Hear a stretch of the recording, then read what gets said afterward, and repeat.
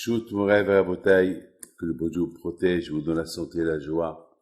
Je vais vous raconter une histoire super, super, super. Une histoire de folie. Mes amis, l'année dernière, il y a un monsieur qui vient chez moi, qui est un libéral, ashkénaze, qui n'est pas religieux du tout. Il fait ni Pessah, ni Ham, ni Rosh Hashanah, ni Kippour, ni rien du tout. Et la raison pourquoi il est venu me voir, parce que sa femme était malade, elle avait la grave maladie. Et un voisin lui a dit, il y a Rabbi David qui est là, on le connaît bien, et il bénit des gens par le zérout de Rabbi Haim Pinto. Bon, lui, c'est pas tout ça. C'est pas tout ça. Il y avait un monde fou, parce que je viens pour une semaine, alors il y a des centaines et des centaines de personnes. Lui aussi, il est là, et c'est un riche, mais il est obligé d'attendre son tour, comme tout le monde. Il arrive, il pleure, sa femme elle est malade. Il lui dit, non seulement que ma femme elle est malade, mais j'ai un autre problème. J'ai une fille qui va se marier avec un non-juif. Et ça me fait de la peine. Je suis un fils de rescapé de la Shoah. Alors déjà, toute ma famille est morte dans la Shoah.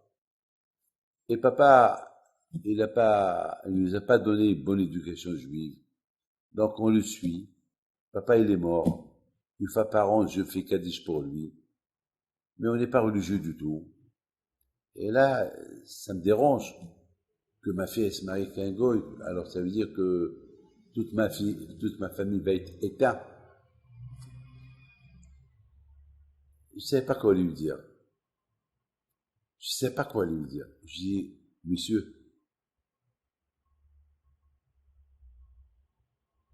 si tu es venu chez moi, c'est que tu crois en Dieu. C'est pas possible que tu viennes chez moi si tu ne crois pas en Dieu. On va chez un médecin qui peut aider. Si par exemple, tu as un problème d'œil, tu vas pas aller chez un cardiologue. Tu vas aller chez un médecin qui soigne les yeux. Alors je lui dis, écoute-moi, mon fils, je te donne une seule chose à faire. Achète des tefilines et commence à mettre des tefilines. Fais au maximum. Je vais te donner un rabbin qui va t'aider à faire Torah Mitzvot. Et tu vas taper deux coups à la fois. Tu pries pour ta femme, tu pries pour ta fille. Et j'ai commencé à lui parler. J'écoute, si tu vas chez un médecin, il te donne un remède pour une maladie, tu vas l'écouter. Tu fais ce que je te dis. Tu pries pour ta femme. Il me dit, je ne sais pas prier, je ne suis pas croyant, je ne suis rien. Il dit, ben, tu vas apprendre. Et je lui ai donné des livres. Tu vas commencer à les lire. L'année prochaine, si tu veux, tu viens me voir et donne-moi des nouvelles. Il était un peu ému, il était perturbé. Un qui était loin de la prière, soudainement tu lui dis il faut prier. Ça s'est passé, mes amis, l'histoire l'année dernière et la réalisation de l'histoire cette année. Et mercredi dernier, je reçois les gens, et je vois ce monsieur qui rentre avec un grand sourire. Je me suis rappelé de lui, parce que l'année dernière, il avait une marque sous ses yeux. Donc, je l'ai reconnu grâce à Dieu, j'ai une mémoire. Il me dit,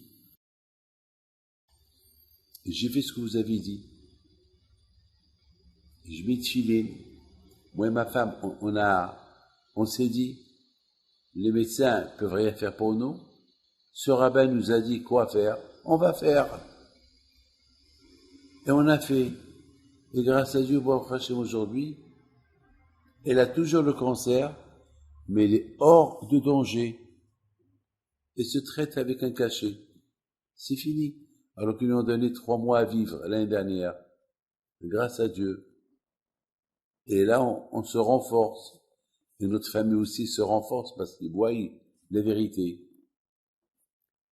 Et je lui dis, et ta fille?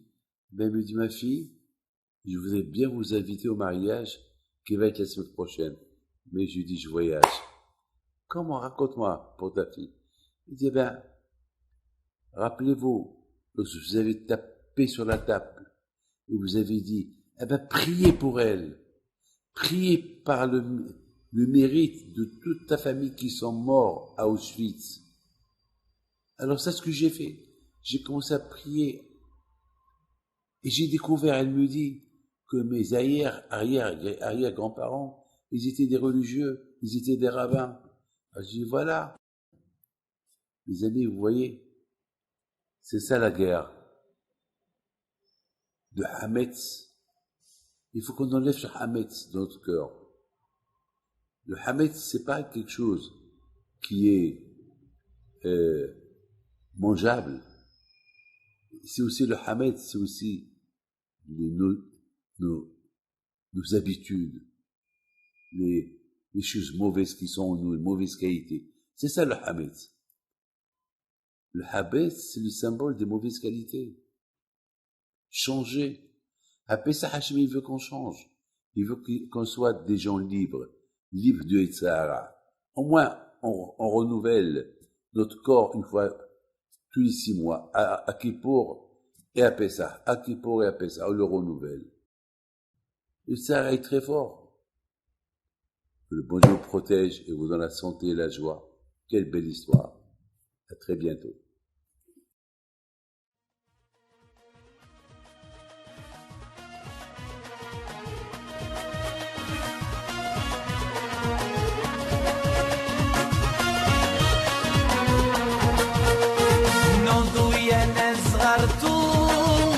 على ربيع حيم بنتو وقف لنا زي خو